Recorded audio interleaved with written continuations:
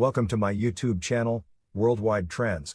Please like and subscribe, kindly watch till the end. In this video, Biden says gun violence has turned America's communities into killing fields. President Joe Biden on Monday said gun violence has turned everyday places in America into killing fields as he marked the passage of the first significant federal gun safety legislation in 30 years.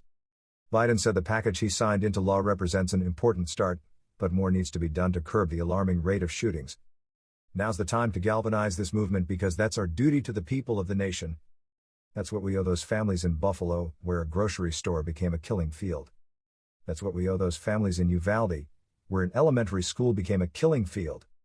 That's what we owe those families in Highland Park, where on July 4th, a parade became a killing field, Biden said. The president continued, "That's what we owe all those families represented here today and all over this country the past many years across our schools, places of worship, workplaces, stores, music festivals, nightclubs and so many other everyday places that have turned into killing fields." The president hosted victims of mass shootings from Columbine to Highland Park at a White House event celebrating the federal gun safety legislation he signed into law last month.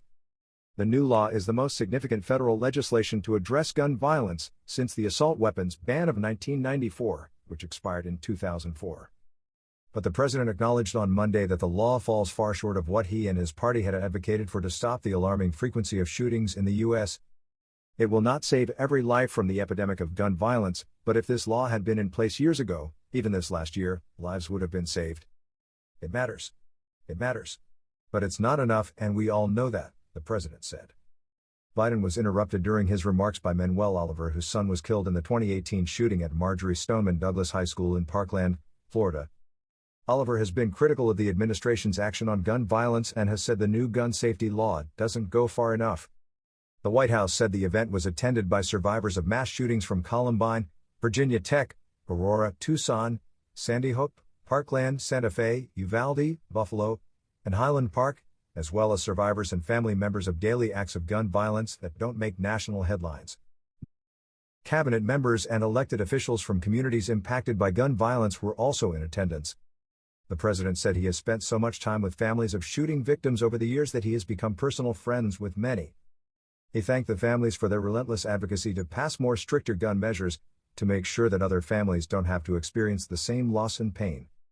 The president said he was determined to ban assault weapons and high-capacity magazines, which face long odds of passing through Congress given Democrats' razor-thin majorities in both chambers, saying, "I'm not going to stop until we do it." Biden touted the investments the new legislation makes in community violence prevention, including $750 million to help states implement and run crisis intervention programs. The money can be used to implement and manage red flag programs, which through court orders can temporarily prevent individuals in crisis from accessing firearms, and for other crisis intervention programs like mental health courts, drug courts and veterans courts. It also closes a years-old loophole in domestic violence law known as the boyfriend loophole, which barred individuals who have been convicted of domestic violence crimes against spouses, partners with whom they shared children, or partners with whom they cohabitated, from having guns. Old statutes didn't include intimate partners who may not live together, be married or share children.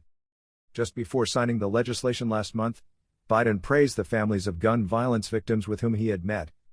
He said their activism in the face of loss had made a difference. "I especially want to thank the families that Jill and I have met, many of whom we sat with for hours on end, across the country. There's so many we've gotten to know who've lost their soul to an epidemic of gun violence. They've lost their child, their husband, their wife," Biden said. "Nothing is going to fill that void in their hearts, but they led the way so other families will not have the experience and the pain and trauma they've had to live through." Titled the Bipartisan Safer Communities Act, the bill had been released by Republican Senators John Cornyn of Texas and Thom Tillis of North Carolina, and Democratic Senators Chris Murphy of Connecticut and Kyrsten Sinema of Arizona. It came together in the aftermath of recent mass shootings at a Uvalde, Texas elementary school and a Buffalo, New York supermarket that was in a predominantly black neighborhood. Drop your comment in the comments section. Don't forget to click on the like and subscribe button. Thanks for watching.